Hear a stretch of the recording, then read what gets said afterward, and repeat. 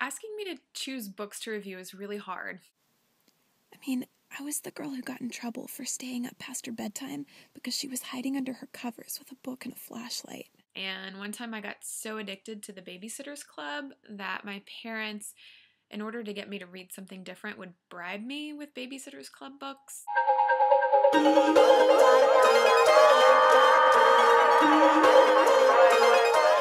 Okay, get ready for the flip cam. The book that I want to talk about is called The Solitaire Mystery by Justine Gardis. It is my Uncle Sam who gave me this book.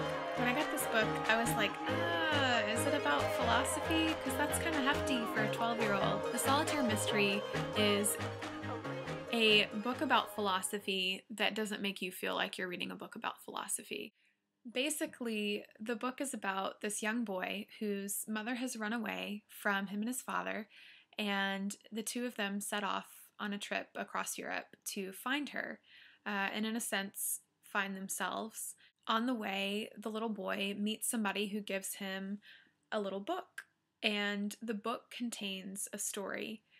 So the book itself starts to become a story within a story, which is a really interesting structure, and the font changes every time you're switching between stories, except one story starts to parallel the other in really interesting ways. And to top it all off, the entire book is structured like a deck of cards for reasons that you will find out if you read it.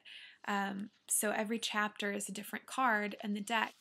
Things come together in the end in a way that will make you want to immediately turn back to the first page and start reading it again.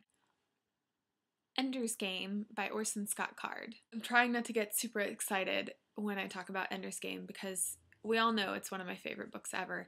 Basically, it's the first book in a series of many.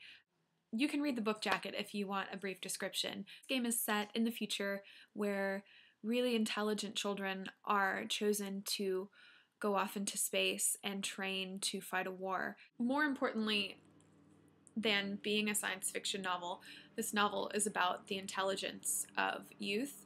If you were into books that were kind of futuristic and post-apocalyptic and deal with stories of survival in children, like if you remember the book The Girl Who Owned a City, or if you've recently read The Hunger Games, I think you would really like this book. They keep saying it's going to be made into a movie, so I'm really excited and hopeful for how that's going to turn out. Please check it out. Give it a chance. Please, please, please. Irresistible Revolution by Shane Claiborne.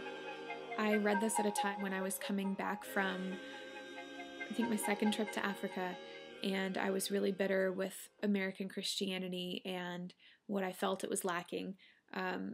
It's a really good book about the true sense of community and what it means to act on our faith.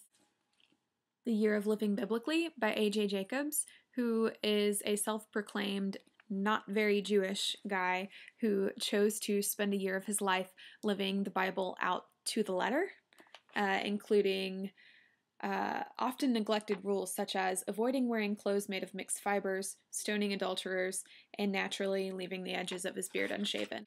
It's pretty fantastic and hilarious and really, really informative. Last but not least is a book I read while I was in PT school, Stiff by Mary Roach. It's a little more macabre than my previous selections, but if you're not easily grossed out, you'll probably enjoy this book. It's subtitled The Curious Lives of Human Cadavers, and it talks about all the different things that happen to the body after death. It's really, really interesting. Check it out. Okay, now it's your turn. Please, I need something else to read. I want to hear about your recommendations, either in the doobly-doo or leave me a video comment. I want to see your faces. I want to hear your voices. Let's not hide behind the internet and text. So please tell me what to read. What's your favorite? What was significant to you? What are you reading right now? Anything. See you guys in a fortnight.